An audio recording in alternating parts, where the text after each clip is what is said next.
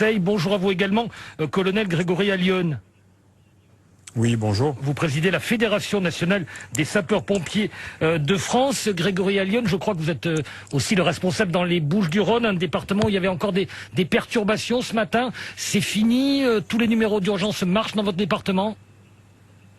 Écoutez, je n'en suis pas certain. C'est la raison pour laquelle nous avons toujours les moyens que l'on appelle de contournement, les numéros à 10 chiffres qui sont opérationnels. Oui, effectivement, ce qui s'est passé hier va remettre sur le tapis la question du numéro unique d'appel d'urgence. Ça aurait pu être différent s'il y avait eu un numéro unique, une centralisation. Et de toute façon, la question de fond, je crois que notre interlocuteur qui est avec nous sur cette table ronde l'a évoqué, c'était que le contexte n'est pas favorable politiquement à aborder les vrais sujets de fond, les vrais sujets de structure. Aujourd'hui, la réponse aux appels d'urgence date des années 80 pour une société qui a évolué, qui est une société du 21e siècle et qui doit aborder, je dirais, ce ne sont plus des appels. Aujourd'hui, on fonctionne avec des applications, on fonctionne avec des réseaux sociaux. Aujourd'hui, nous devons réformer, structurer notre demande de secours en fonction de nos modes opératoires que nous constatons au quotidien. Nos enfants n'utilisent plus le téléphone, n'utilisent plus la voix, ils utilisent des applications pour communiquer.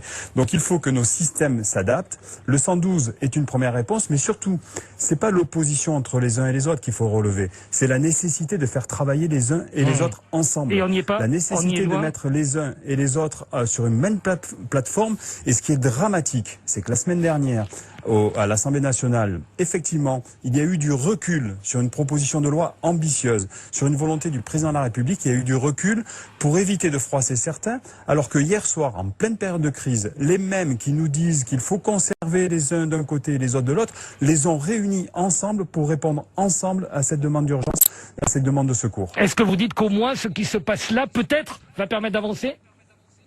Écoutez, j'ai beaucoup d'opiniâtreté. Je suis résolument optimiste, mais parfois je suis complètement déçu parce que finalement les mandarins parfois de la santé tirent notre système par le fond, telle une gueuse sur un plongeur. Oui, on voit qu'il y a quand même, encore beaucoup pour améliorer la communication entre vous. Voilà, pour ce qui est de l'aspect technique. Est-ce que ça rejoint, Grégory Allione, ce que vous nous disiez tout à l'heure, votre regret, on en est encore aux années 80, on n'a pas bougé, pas évolué ?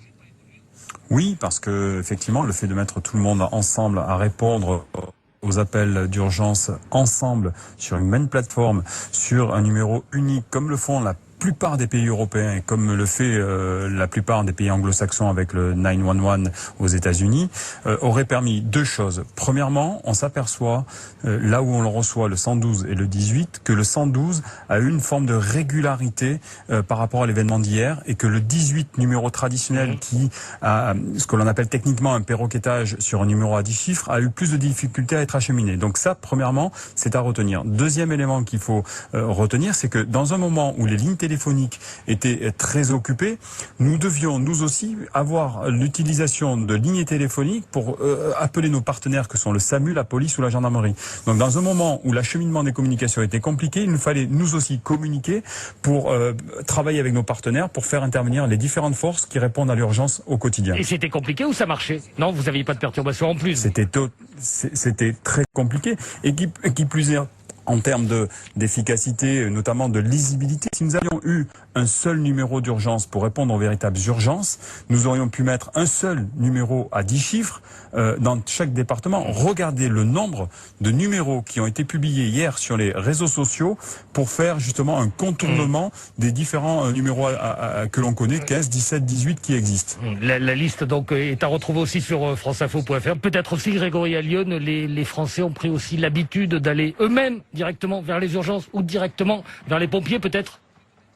Oui, mais il faut éduquer notre population. Notre population est à l'image de la population mondiale et planétaire. C'est-à-dire que quand on l'éduque, et vous parliez du Japon, Philippe Moreau-Chevrolet parlait du Japon, typiquement, au Japon, les uns et les autres connaissent ce qui est urgent, non urgent, ont la capacité aussi d'avoir des postures en fonction de la crise qu'ils ont à vivre. Donc oui, il y a une vraie volonté, une vraie nécessité d'habituer notre population à des situations critiques et de devoir également aussi se satisfaire elle-même ou d'accompagner son voisin ou d'accompagner le concitoyen qui est à proximité. Merci beaucoup en tout cas à tous les deux. Philippe Moreau-Chevrolet, spécialiste de communication politique, Grégory Allione, président de la Fédération des sapeurs-pompiers de France.